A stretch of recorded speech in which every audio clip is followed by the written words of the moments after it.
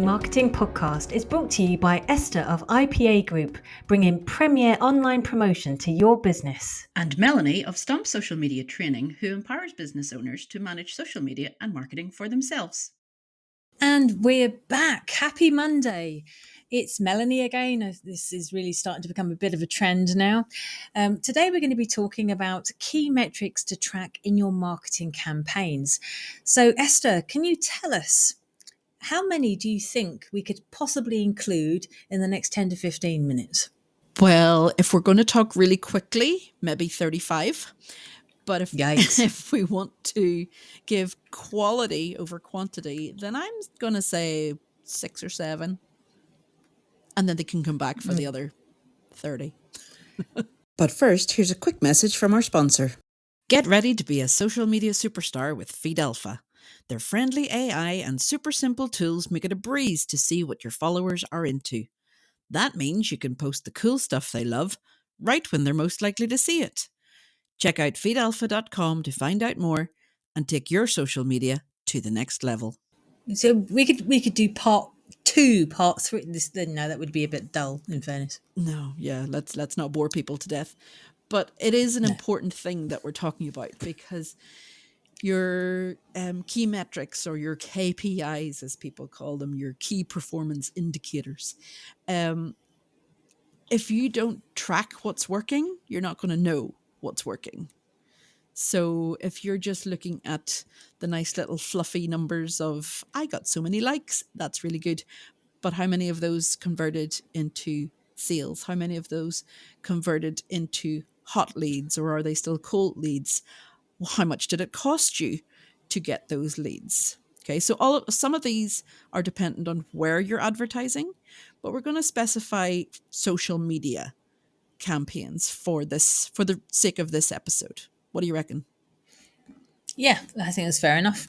And remember, all the ideas she was just given there was the beginning of the KPIs. That you can all go down to like conversion as well. You know, converting from a sales lead, a sales inquiry, down to actually somebody who purchased, or even after sales. Yeah, but if you're not tracking where they come in, then you can't see the flow of where they're going to. So it's important to have these things in place even before you start a campaign. And one of my favorite tools that I've been using for a little while now has been HubSpot, because that tells you where they've come across you, whether it was through maybe an email, or maybe it came through social media, or directly from your website. It is a paid for platform, or certainly the one I'm using is, because there is an element of freeness to HubSpot as well. So just be mindful that some of these suggestions here may not be available to you unless you pay to play to a certain extent. It's just down to your budget and what kind of key performance indicators or KPIs suits you and your business. Yeah, exactly. But some of them are universal. So you're going to want to measure the progress of your campaign. Like I said, to see if it's working, not working, meeting your expectations, maybe even exceeding your expectations. You want to think about your budget and how to optimize it so that you get the maximum return on investment, or ROI, as you might see or hear of it mentioned. You want to identify any weaknesses that you find in your campaign, if they're underperforming, if there's only one image and people are getting image blindness or creative blindness, they call it. What assets can be changed, improved, tweaked, modified. I wouldn't recommend changing lots of things at the one time, because then you're not going to really know what's working and what's not.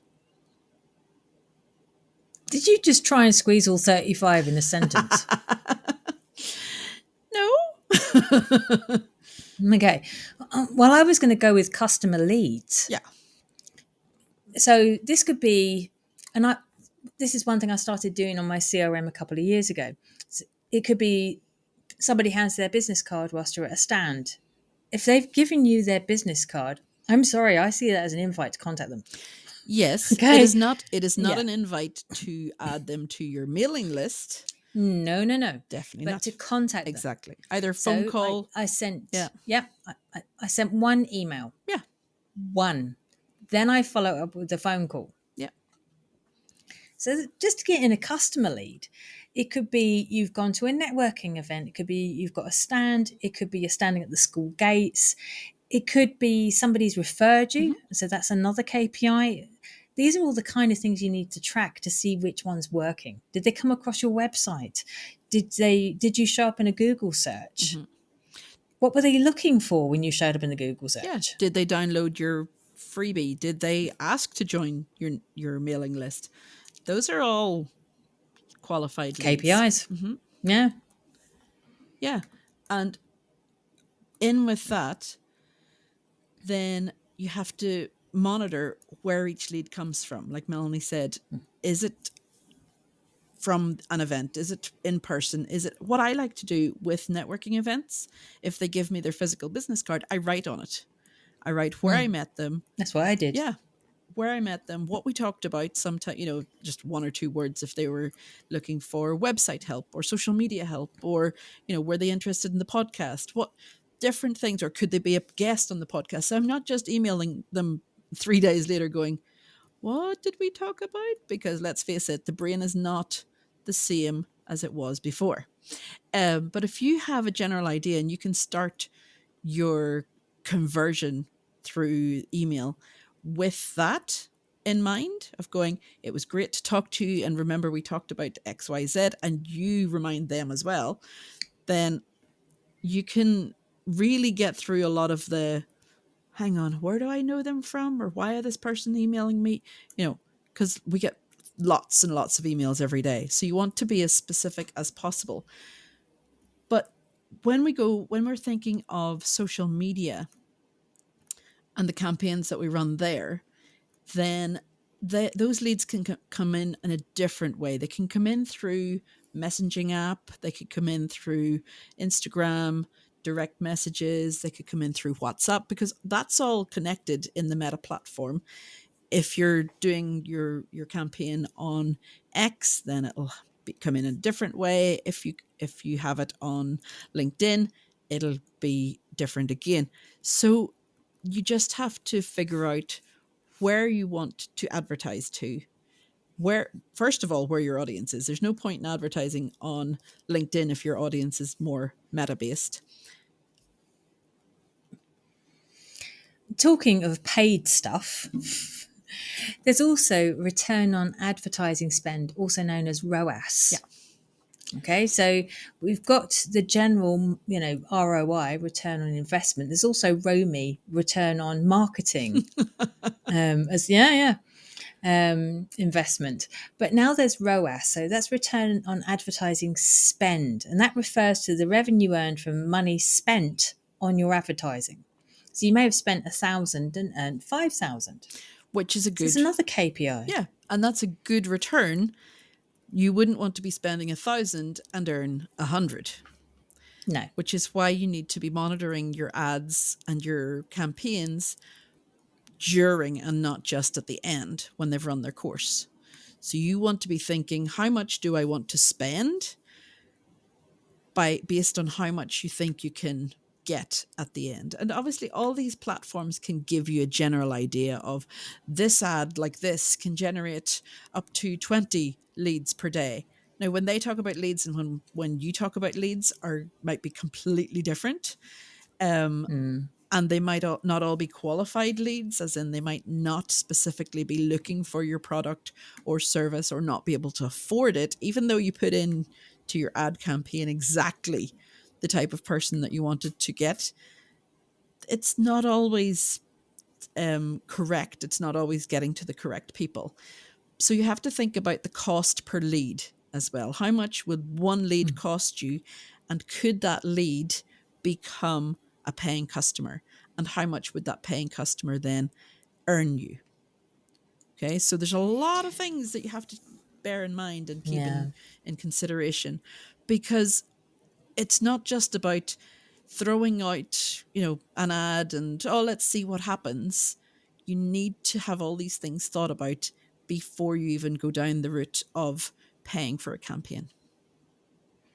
Isn't it interesting? Already in like 9 minutes, we've probably given so many different ways to get KPIs. When most people think followers, subscribers, Impressions. to impressions, YouTube channel, people in my email list. There's so much more that we're actually, a lot of us already have the details, the data for, but we're not using the data properly. We're not measuring it accurately or responsibly enough. Yeah, exactly. A lot of this data is already available to you. You just need to look at it. Yeah.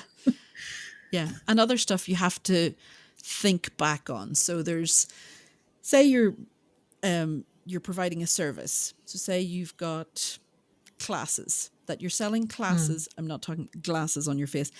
Classes. So you're training people or teaching people in a thing. Will that one customer coming in just be a one course customer, or will they go on for several courses?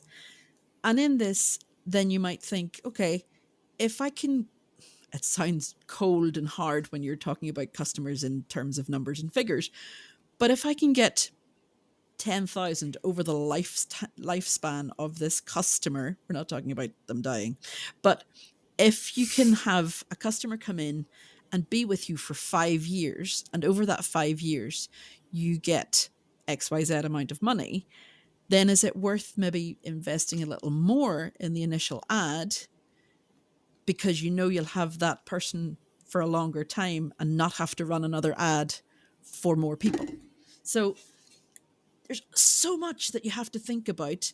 If it's just a one course, one and done, or a product that somebody will only buy the once, then you might consider spending less and trying to reach a wider audience to get more customers for less ad spend. So just in that last discourse, you heard Esther talking about merging together what we're talking about today with the digital marketing funnel. Yeah. Because that builds awareness, consideration, and conversion, and you're taking into account all the analytics involved, including an episode about analytics as well. So there's just so much that we need to cover. And I know typically we normally just talk about the sort of beginner intermediate stuff, but today we wanted to speak to the more intermediate advanced type people who listen to our podcast. And there's so many areas that you need to responsibly write down, and you can document them on whiteboards, on Excel spreadsheets, whatever fills your cup, basically. Yeah. Well, I recommend having them somewhere that it's not going to be wiped off like a whiteboard or not going to be lost like a Post-it note. So I would suggest using Google Drive or something similar, using Excel spreadsheets, using Notion. It's another platform that people use to put all their ideas and all their information into. But if you have a team, get together with the team and figure out what they have seen working as well. Because if it's just you trying to figure this all out and not including your team, you may be missing key elements. When people say, oh, well, when I talk about XYZ part of how our product solves an issue, then people respond in this way. And somebody else says, well, when I talk about ABC problem that it solves, they respond in another way. So you need to figure out what is working with what audience. And like Melanie says, this is going back to, you could go back to our previous episodes and listen to when we talked about figuring out who your customer is, your customer avatar, figuring out where they hang out online. All of these things need to be done before a single penny or cent is spent on your advertising. Because if that's not in place, and let's not even go near the SEO part and having your website sorted before advertising on Google Ads, we'll do that a different day. There's a couple of things we want to cover in that respect. Yeah. So we'll probably do that soon, I'd say. Yeah, but we'll leave it there for today because we don't want heads to explode. But do reach out to us. We can help you figure out what ROMI, ROAS, KPIs, CVL, CAC, all of the key metrics stand for, and how you can figure out what has worked in the past and what may or may not work in the future. So that's it. Well, that's all from us, seeing as you've given up that job. You great wuss. That was your one job. Anyway. So I will say goodbye, seeing as you flummox that. And we will be back very soon with another podcast. Bye for now. Bye-bye.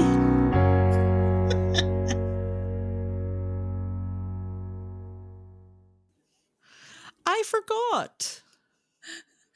Well, I know it was a big deal going from one end to the other, wasn't it? I'll try to remember for the next one.